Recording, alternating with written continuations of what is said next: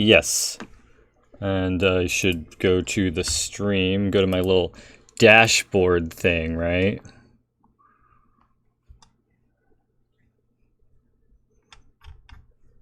Yeah, okay, I should be live.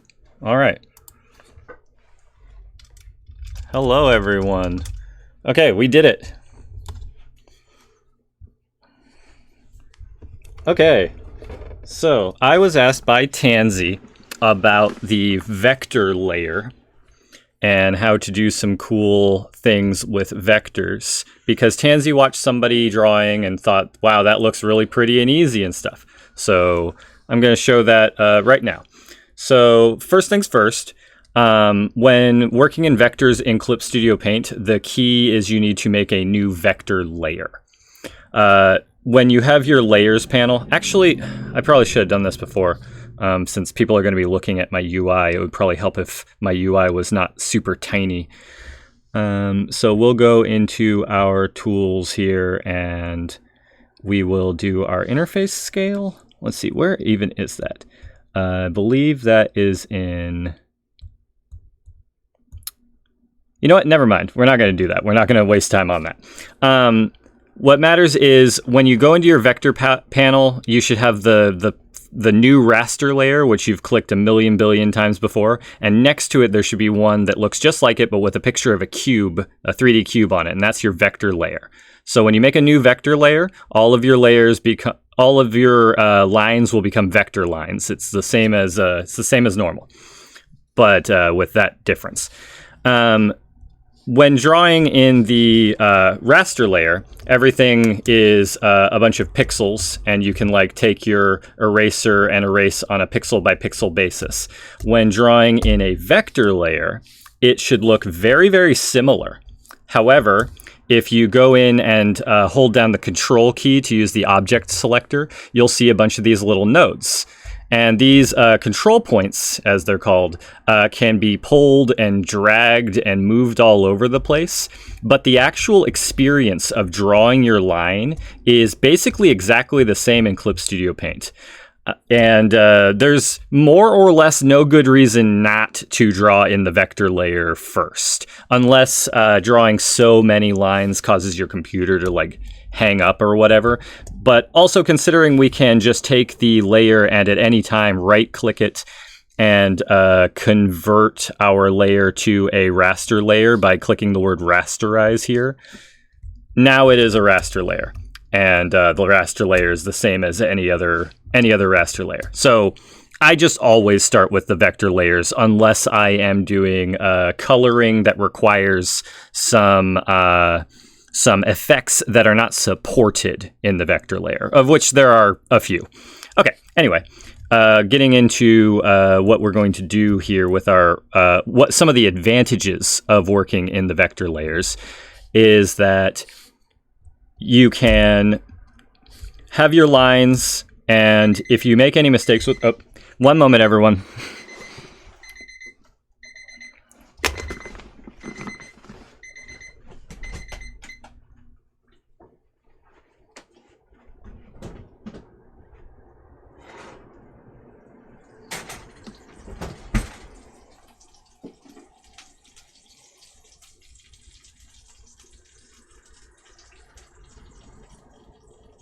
Excellent.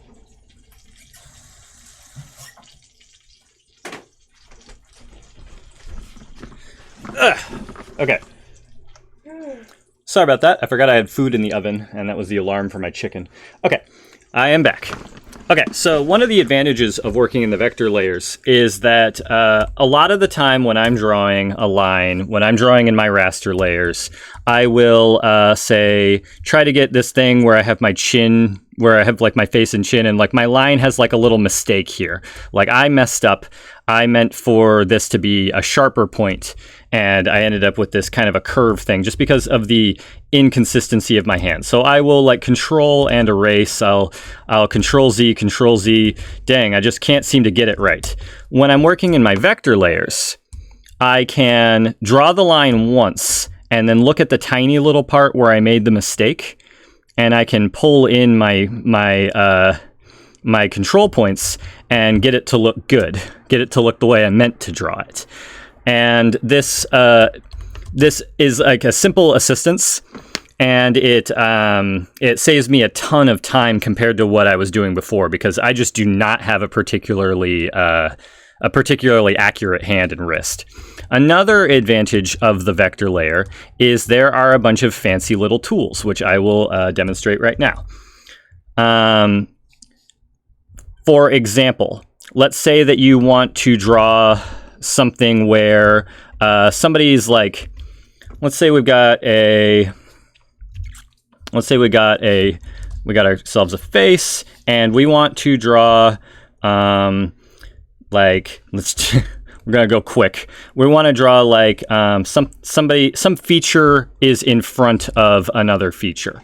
Like we want to give this person a really big nose.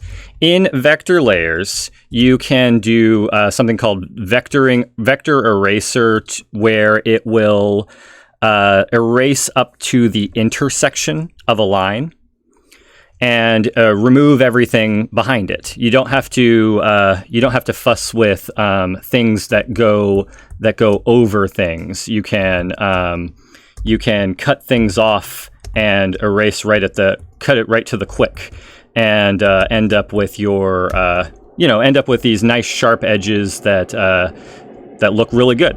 Another thing you can do with your vector layers is you can rotate things a little bit and have no loss of fidelity, no artifacting happening with the pixels, because if you've probably seen this before, where you draw a line and then you take your free transform tool and you rotate it a little bit, and Clip Studio Paint's good, but it's not perfect.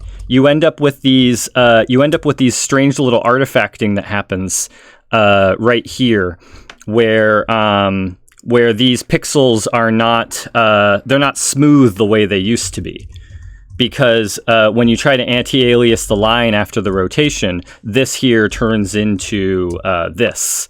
Not so with the vector layers. With the vector layer, the line is a math equation, and changing the line itself then regenerates the pixels for the rasterization of it afterwards, and it ends up pretty much perfect every time. The last big main advantage of the vector layer is that the lines themselves exist inside of the stroke, so that if you wanted to, say, use the paint bucket tool and set it up so that your paint bucket is on a color layer and you have a reference to the vector layer, you can let's use a different color. You can fill so it goes to the line rather than going to the black pixels. See. So the fill of the paint bucket went all the way to this dotted line here, instead of going to the pixels and trying to work it out that way. Similarly, if we were to take our raster layer and draw a raster line, and then take our paint bucket, you can make some tools. You can set up your tools so that they will ignore pixels that are of a certain color differential, and like set up a tolerance so that it works out well enough. But I find finagling with all of that really difficult, whereas this is like really precise. And like you see, it looks like an MS Paint fill, because it's going under the shape there. And all of these advantages mean to me that, like, in terms of the line art, the line work part of the thing, I don't see any advantage to sticking with the rasters. There are advantages to sticking with them for the painting part, but we can get to that later, how doing your lines this way can assist you.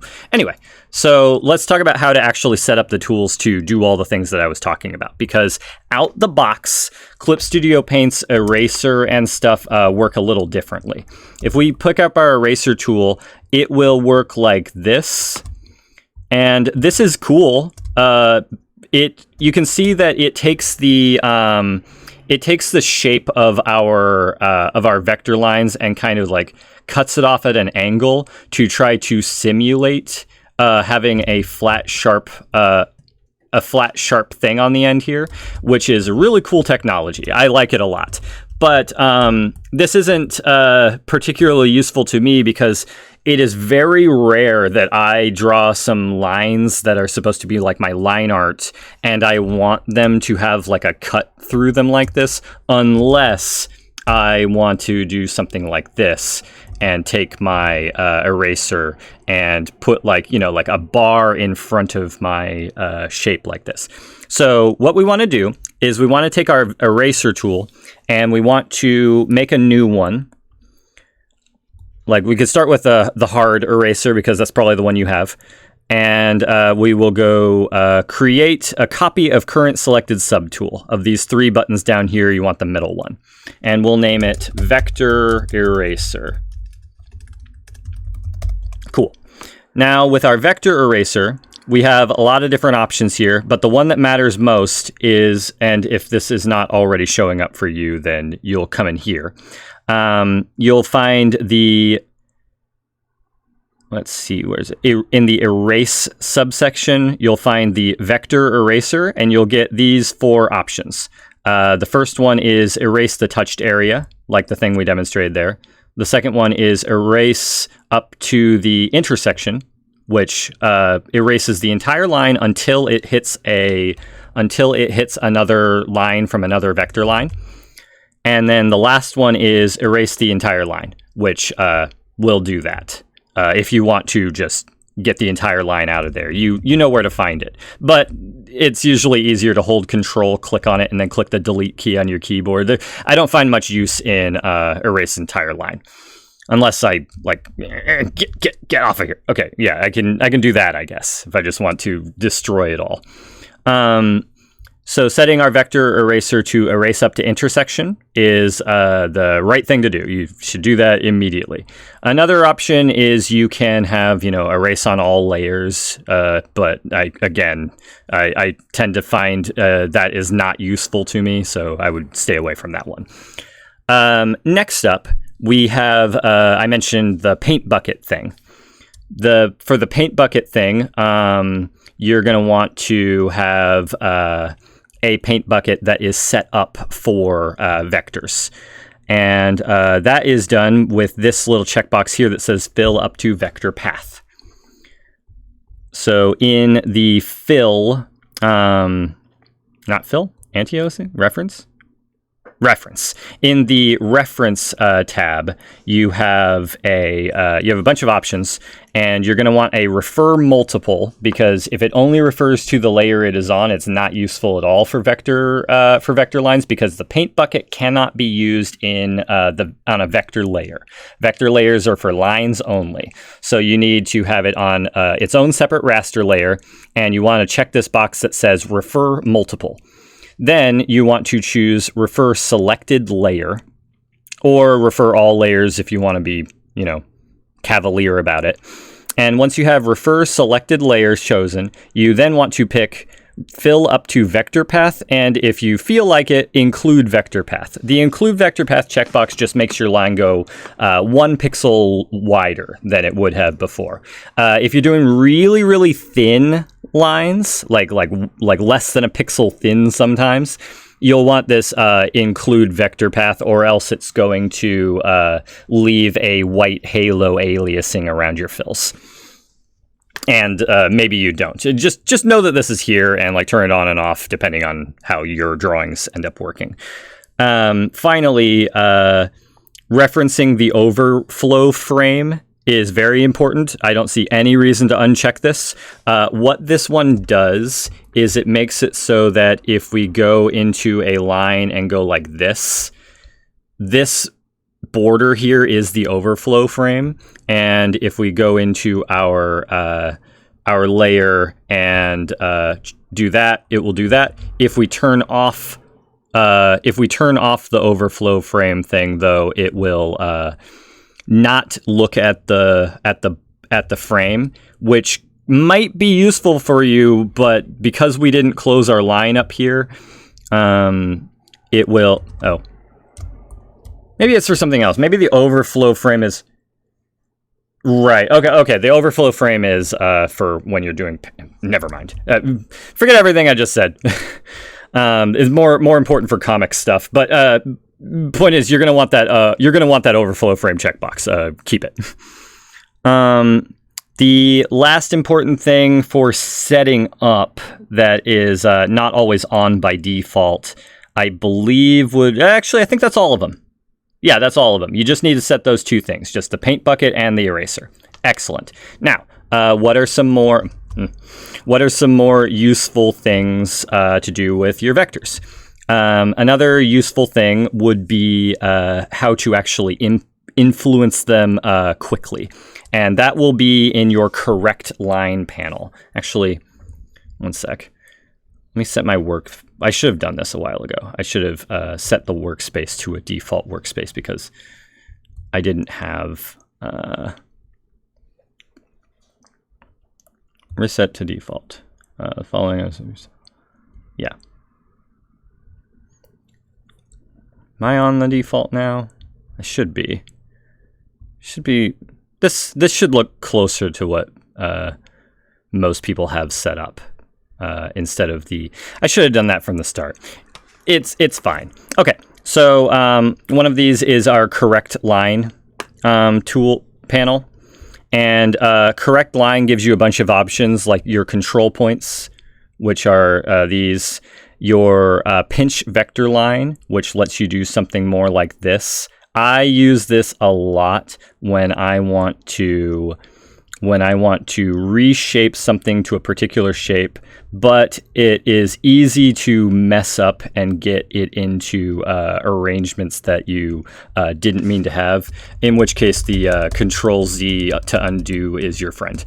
Another thing you might want is adjusting line width.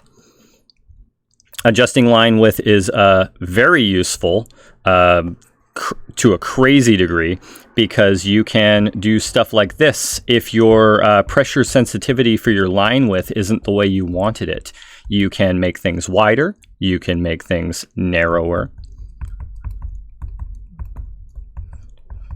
Making things narrower goes slower. You can scale up your width, you can scale down your width, or you can set everything to a fixed width if you want it to be exactly one thing. If you decide, you didn't actually want to have the depth of your tablet's pressure sensitivity after you drew the line. Next up, you can redraw vector line, which will allow you to, just really mess things up. Or you can redraw just the vector line width. So like that thing that we said before, we can use our pressure sensitivity as say you did a line that looked really good, but it didn't have the line width you wanted. So you can make it thin here, make it thick there, make it whatever by just stroking with your hand. Excellent. A lot of cool things in that control line, or in that correct line palette.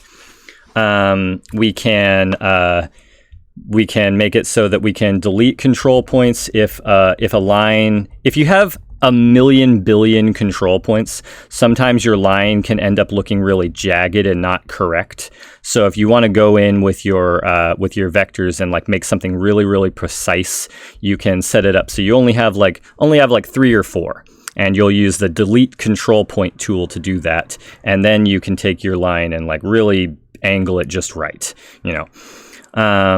et cetera, et cetera. I recommend just playing with these tools and getting a feel for them. I'm just kind of telling you that they are there.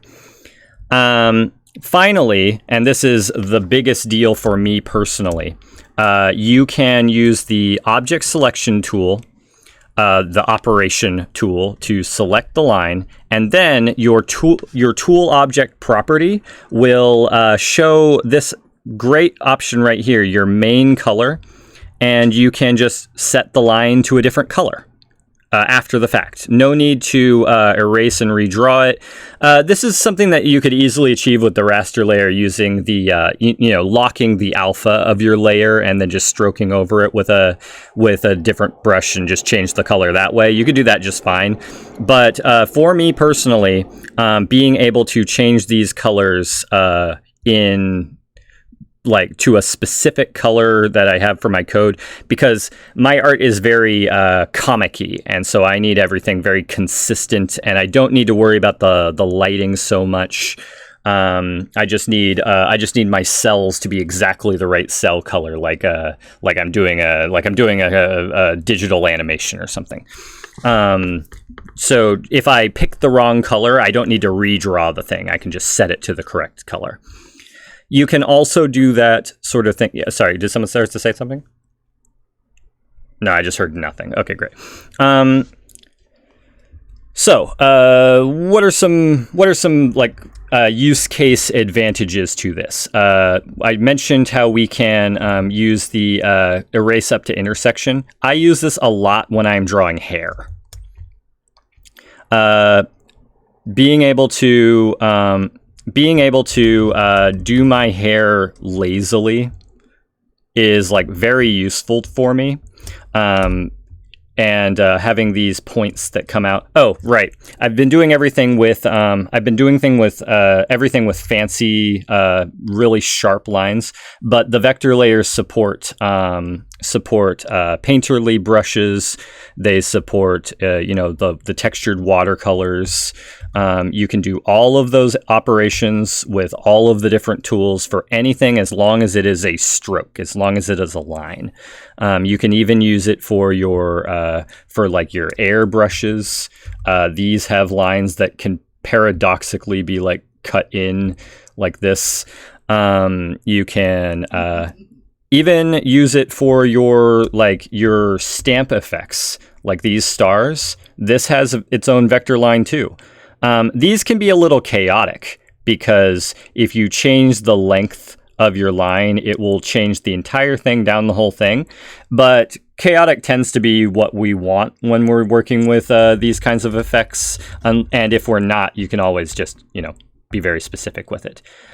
Being able to be specific with it allows us to do things like move them. If you get a really nice one, there's a lot of cool things you can do with these. There's no drawback that I've found, unless your computer lags. Sometimes it can be a little bit more CPU heavy than using the raster layers for some reason. But apart from that, I don't see any advantages beyond that. And I think that you cannot use the blur tools when you are using the rasters, or when you're using the vectors. So if you take, if you do a nice, thing like this, and then you want to take your watercolor edges and blur them, it's not going to work. Blend tools and stuff, in order to do that, you're going to need to take the layer and rasterize the layer first, and then, well, I guess that blend tools doesn't look very good here, but and then you can blur and blend to your heart content if that's your fancy. But you'll have to do that after you have converted your vector layer back into a raster layer. Okay, with that, the overview is basically done, so I'll open to questions if anybody has any.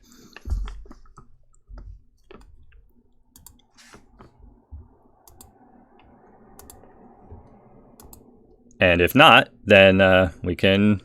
yeah, you can just speak. Go right ahead. Or if anybody in chat writes something, then I will respond to what was written in chat.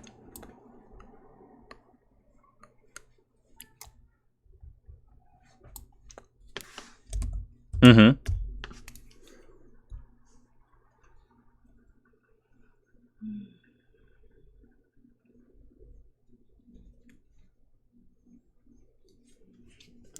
I would say that anytime you are trying to...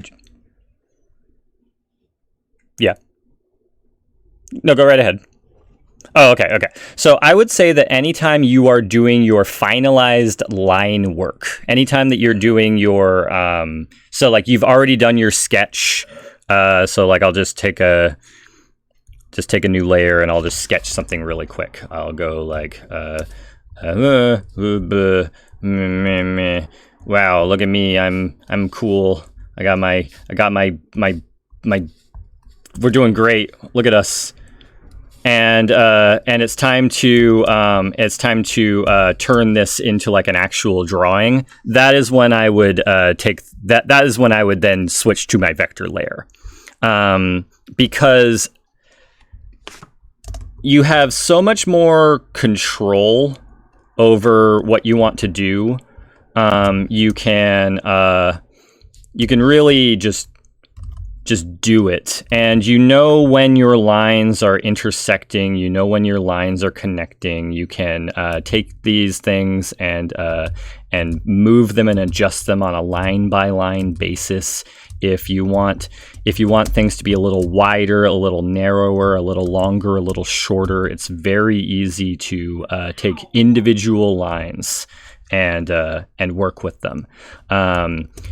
And in exchange for this, you lose nothing. There's no disadvantage to working with them this way. That's when I would prioritize, make sure you use a vector layer.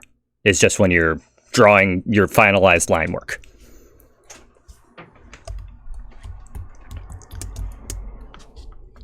That's this guy's a mood also. I think he's being shot at.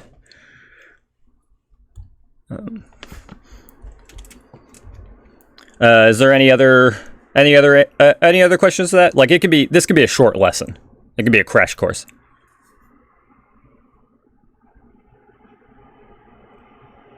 All right. Well, if there's no other questions about that, yeah, I'll save the video so you can refer to it, I guess. Although I personally think these are pretty simple. Just knowing that this kind of tool exists at all is good enough, I think, and then just work with them. Unless you have something, Tansy. Oh, yeah. Okay. You're welcome. All right. I'm glad everybody had a good time if they did. And yeah, I'll go ahead and stop my stream. Because I have to, yeah, I got to make that chicken that I pulled out of the oven. All right. All right. I hope everyone had a good time. All right. See you later. All right. Bye.